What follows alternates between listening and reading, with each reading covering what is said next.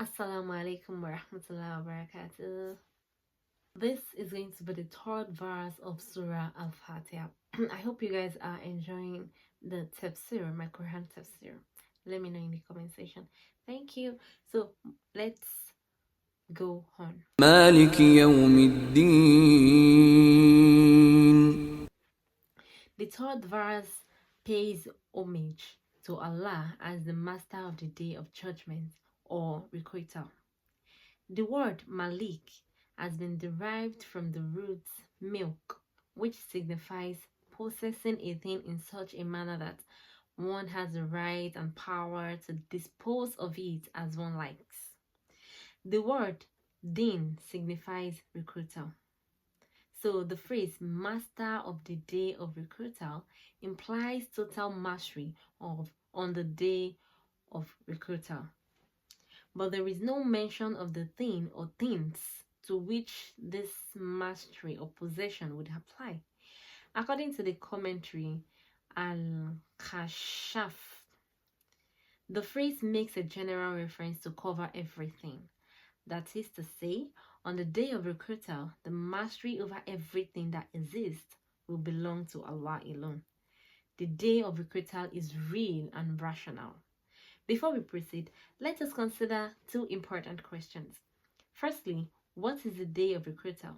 Secondly, Allah being the master of everything, even today as much as on the day of recruital?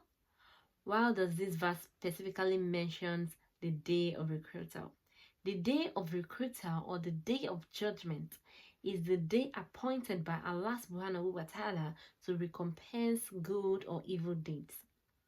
The world is only the field of action, the place where one is required to perform one's duty. And are you performing your duty? And not the place for receiving one's reward.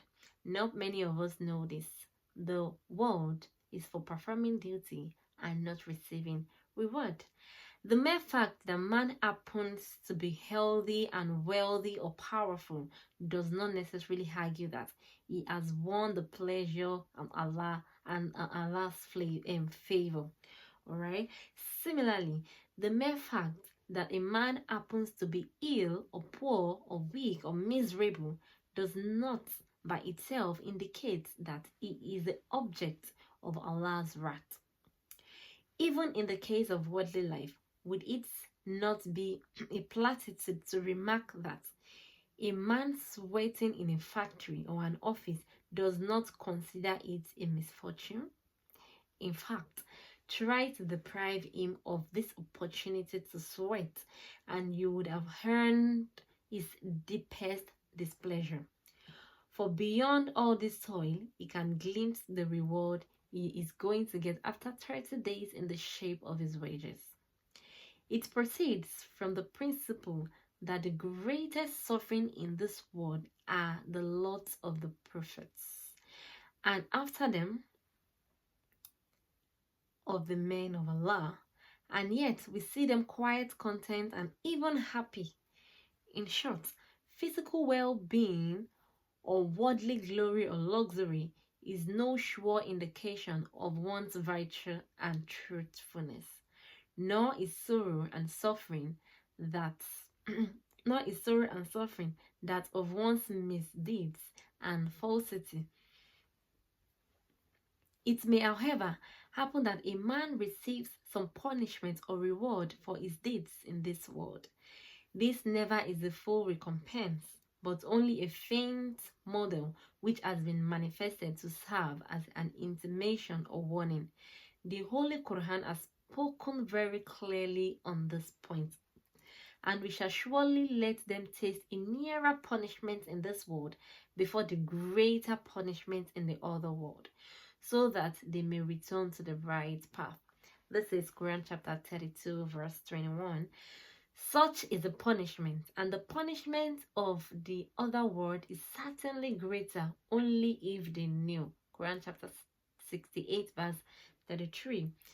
The suffering of this world, as even its joys, are sometimes a trial. But many of us do not know this. Please listen attentively.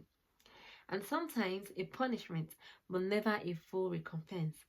For the world is itself transitory.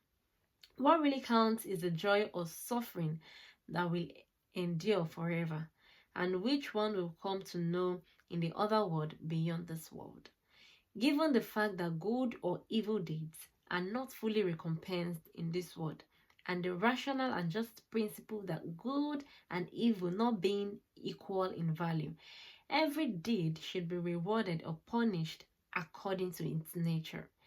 It readily follows that beyond this world, there should be another world where every deed, big or small, good or evil, is to be judged and then justly rewarded or punished.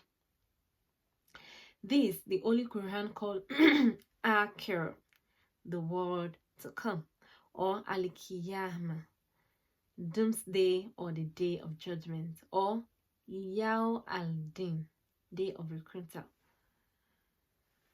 The whole idea has been explained by the Holy Quran itself. The blind are not equal with the seeing, nor the wrongdoers with those who believe and do good deeds. Yet you seldom reflect. The hour of retribution is sure to come, no doubt about it. Yet most people do not believe. Now, who is the master? We have come to the second question. It should be obvious on a little reflection to everyone that the real master of every particle of dust in the universe can only be He who has created and nurtured it, whose mastery over everything is complete, having neither a beginning nor an end, covering the living and the dead, the apparent and the hidden, the seen and the unseen. On the contrary, the mastery of man is delimited by a beginning and an end.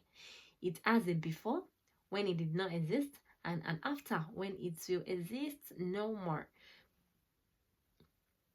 Man's mystery and control extends to the living, not to the dead, to the seen, not to the unseen, to the external aspects of things, not to the internal.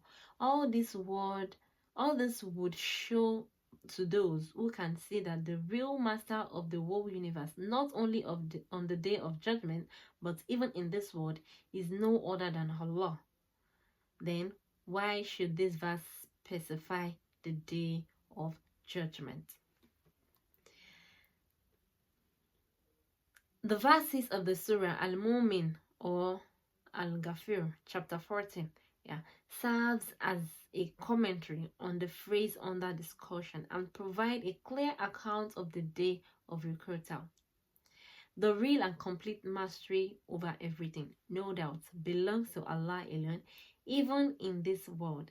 Yet, Allah Himself, in His beneficence and wisdom, has granted a kind of imperfect, temporary and apparent mastery to man as well. And the Sharia, in laying down laws for worldly affairs, has given due consideration to man's limited right to ownership. But today, in possessing lands or money or power, which has been given to him by way of trial, man has always been prone to get drunk with pride and vanity.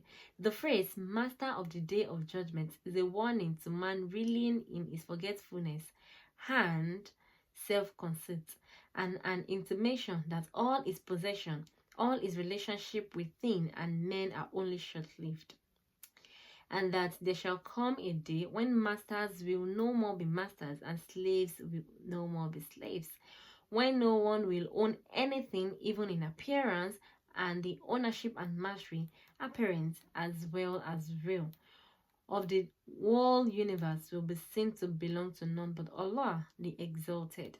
The Holy Quran says that the day they will present themselves before Allah, and nothing of theirs will remain hidden from Allah. Who is the kingdom today? Of Allah alone, the One, the Mighty. Today, everyone will be recompensed for what he has done. Today, no one will be wronged. Allah's reckoning is surely swift. Quran chapter 40 verse 17.